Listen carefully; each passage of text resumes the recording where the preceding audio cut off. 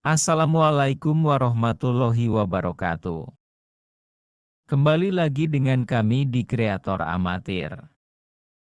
Kali ini kami akan membacakan sebuah cerita berjudul Misteri Warung Bu Enung.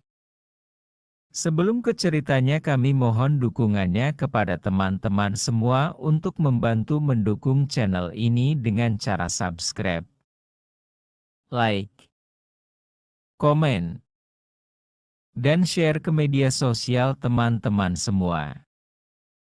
Tidak berlama-lama lagi, langsung saja ke ceritanya. Yang sunyi, Bu Enung membuka warung nasi. Awalnya, warungnya sepi. Hanya segelintir orang mampir. Itu pun lebih sering hanya untuk sekadar bertanya harga. Lah, piye iki? Wis setahun warungku orang maju-maju, keluh Bu Enung kepada suaminya, Kang Wirya. Loh, bagaimana ini? Sudah setahun warungku tidak berkembang, Kang Wirya hanya diam. Dia juga merasakan beban yang sama. Suatu malam, seorang lelaki tua berjubah hitam datang. Wajahnya keriput, matanya tajam menusuk. Aku krungu keluhanmu, Enung, katanya pelan tapi menusuk. Aku mendengar keluhanmu, Enung. Bu Enung dan Kang Wirya saling pandang. Sapa panjenengan? Tanya Kang Wirya. Siapa Anda? Lelaki itu tersenyum, tapi dingin. Aku mung wong tua sing gelem bantu. Aku hanya orang tua yang ingin membantu. Lelaki itu menawarkan kemakmuran dengan satu syarat, sesaji di malam Jumat Kliwon dan satu tumbal setiap tahun. Bu Enung ragu, tapi Kang Wirya meyakinkan, iki kesempatanmu, Nung. Yen ora gelem rekoso terus, ini kesempatanmu, Nung. Kalau tidak mau, kita akan sengsara terus. Malam itu, dengan sebatang dupa menyala, perjanjian terucap. Angin bertiup kencang, dan warung yang tadinya sepi mulai berubah. Pagi setelah ritual, sesuatu yang aneh terjadi. Warung Bu Enung, yang biasanya sepi, tiba-tiba dipenuhi pembeli. Wah, kok mendadak rame ngene, Bu Enung? Tanya Embok Darmi, pelanggan lama yang heran melihat antrean. Wah, kok tiba-tiba ramai begini, Bu Enung? Bu Enung hanya tersenyum. Di hatinya, ada rasa senang bercampur takut. Salah satu pelanggan, Pak Bejo, memuji, nasi sayure iki lo, enak tenan. Embok menawi ono ramuan khusus, nasi dan lauknya ini, lo, enak sekali. Apa ada ramuan khusus? Bu Enung terdiam. Dia tahu, sejak semalam, ada yang berubah. Di dapur, Kang Wirya menyiapkan masakan sambil berbisik, wis wayahe nyiapke sesaji malam Jemuah Kliwon. Sudah waktunya menyiapkan sesaji untuk malam Jumat Kliwon. Bu Enung mengangguk. Di dalam hatinya, ada rasa takut, tapi juga ketamakan yang makin besar. Malamnya, mereka menaruh sesaji, kepala ayam hitam, kemenyan, dan air kembang di belakang warung. Angin mendesir pelan, terdengar suara lirih dari bayangan di sudut ruangan. Warungmu wis rame, ojo nganti lali janjimu. Warungmu sudah ramai, jangan sampai lupa janjimu. Bu Enung merinding, tapi ia tahu, jalan ini sudah dipilih. Warung nasi Bu Enung semakin ramai. Setiap hari, orang-orang berbondong-bondong datang. Anehnya, tak ada satupun pelanggan yang mengeluh sakit meskipun makanan cepat habis dan tak selalu segar. Namun, di balik kesuksesan itu, bayangan hitam semakin sering muncul di dapur. Malam itu, saat Bu Enung sedang membersihkan warung, suara berat terdengar dari sudut ruangan. Waktune wes tekan. Tumbal pertama kudu disiapke, waktunya sudah tiba. Tumbal pertama harus disiapkan, Bu Enung terlonjak. Ia menoleh, namun yang terlihat hanya asap kemenyan yang mengepul dari sesaji di belakang warung. Sopo? Sopo sing kudu dadi tumbal? Tanyanya dengan suara gemetar. Siapa? Siapa yang harus jadi tumbal? Bayangan itu menghilang tanpa jawaban. Keesokan harinya, seorang bocah laki-laki bernama Satrio, anak tukang sayur langganannya, bermain di sekitar warung. Bocah itu selalu ceria dan sering membantu Bu Enung mengangkat belanjaan.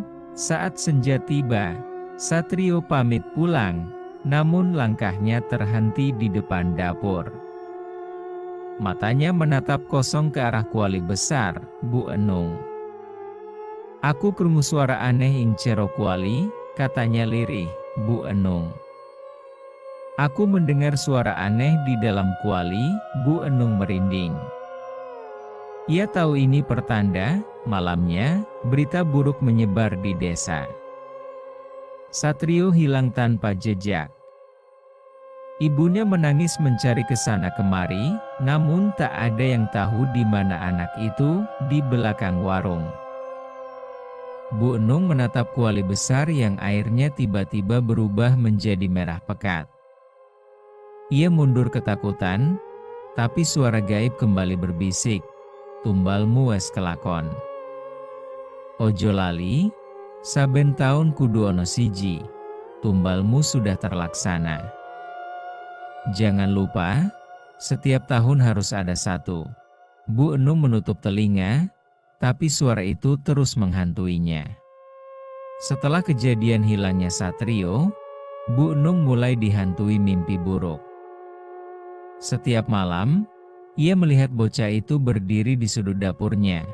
Matanya kosong, mulutnya bergerak-gerak seperti berbisik sesuatu yang tak terdengar. Namun, meski dihantui rasa bersalah, warungnya semakin sukses. Pelanggan makin banyak, bahkan ada yang datang dari desa sebelah.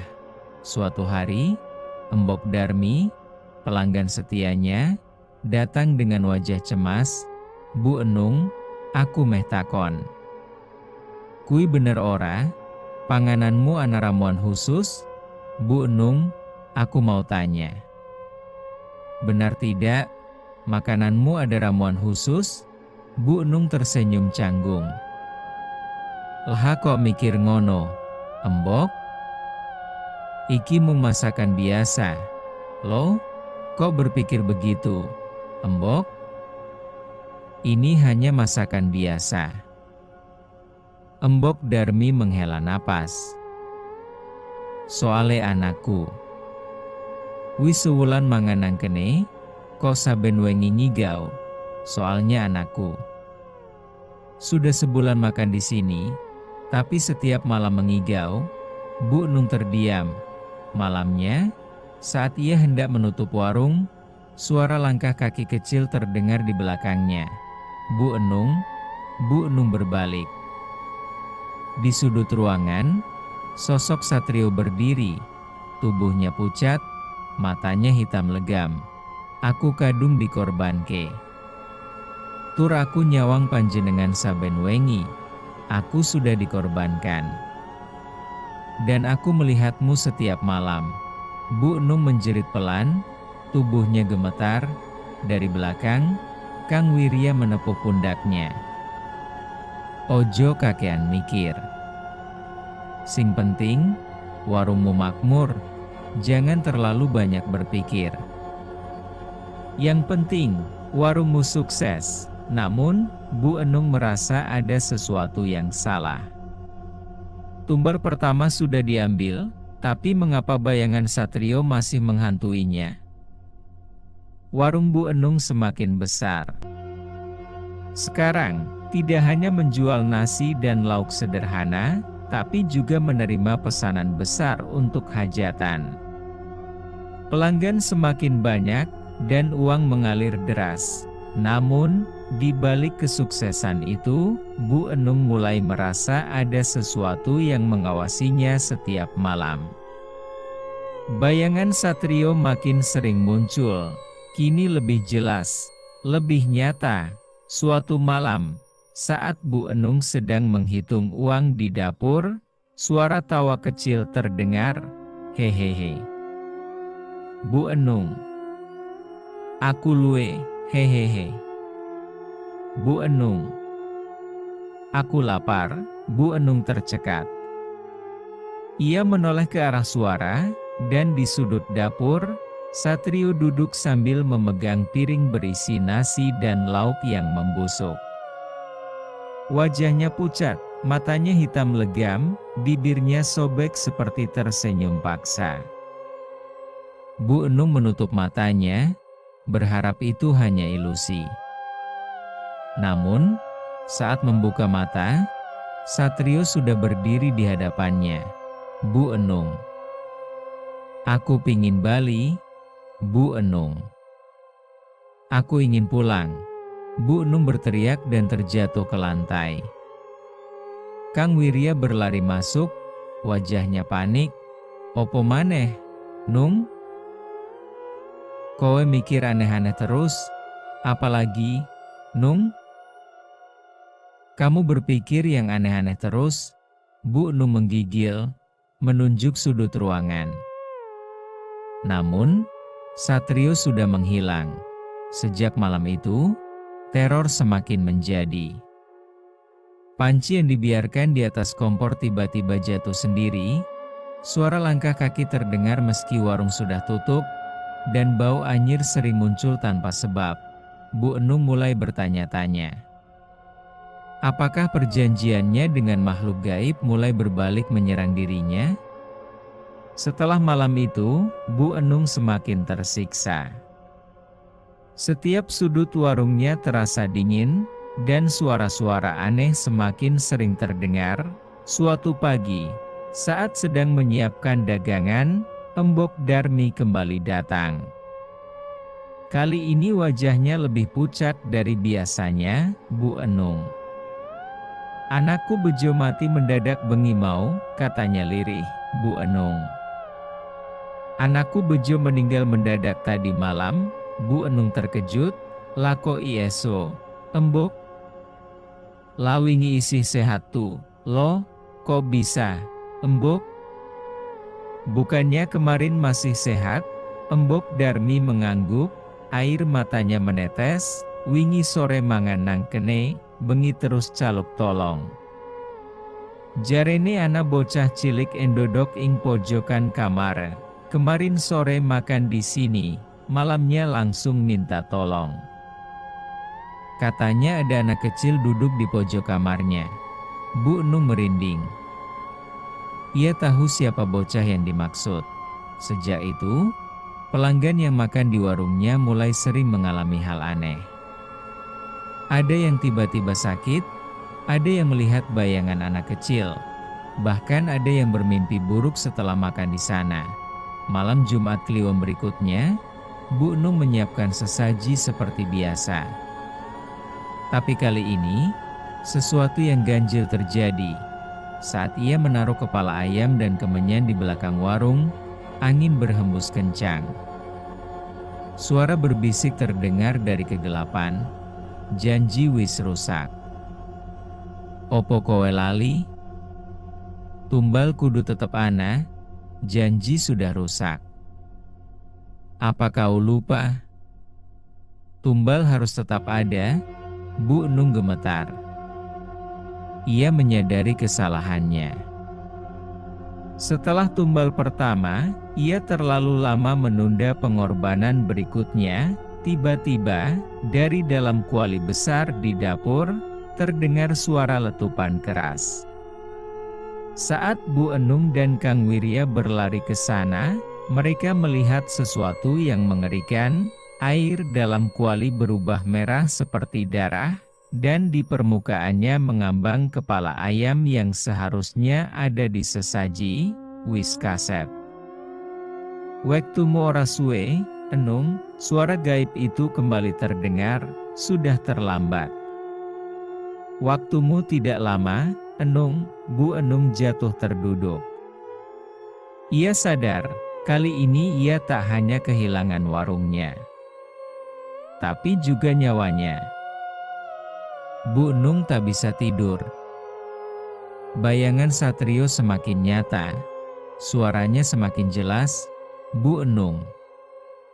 Waktumu istirahat, Bu Enung. Waktumu sudah dekat. Matanya mulai cekung, tubuhnya lemas, dan wajahnya pucat seperti kehilangan darah. Kang Wirya mencoba menenangkan, tapi dirinya pun mulai takut. Suatu malam, ketika Bu Enung hendak menutup warung, terdengar suara gaduh dari dapur. Ia dan Kang Wirya bergegas ke sana. Betapa terkejutnya mereka saat melihat semua lauk berjatuhan, nasi berserakan, dan di tengahnya, ada bayangan hitam besar berdiri.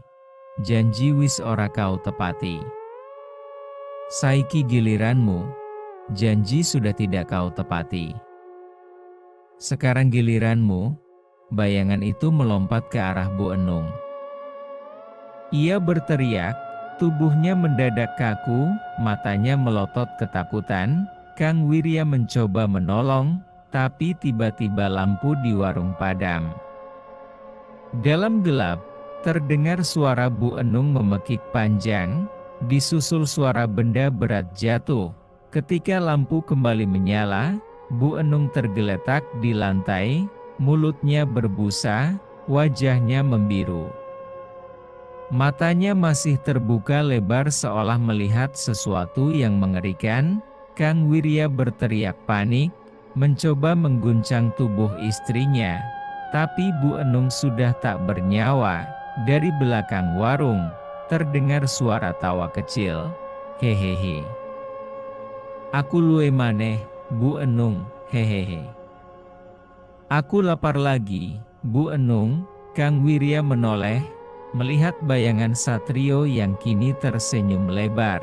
Keesokan harinya, berita kematian Bu Enung menyebar di desa. Para pelanggan yang sering makan di warungnya merasa lega. Seolah beban berat telah hilang, warung itu dibiarkan kosong, tak ada yang berani menyentuhnya.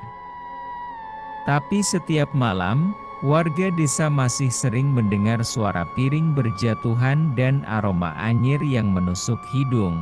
Konon, siapapun yang mencoba membuka kembali warung itu, akan mengalami nasib yang sama, tamat.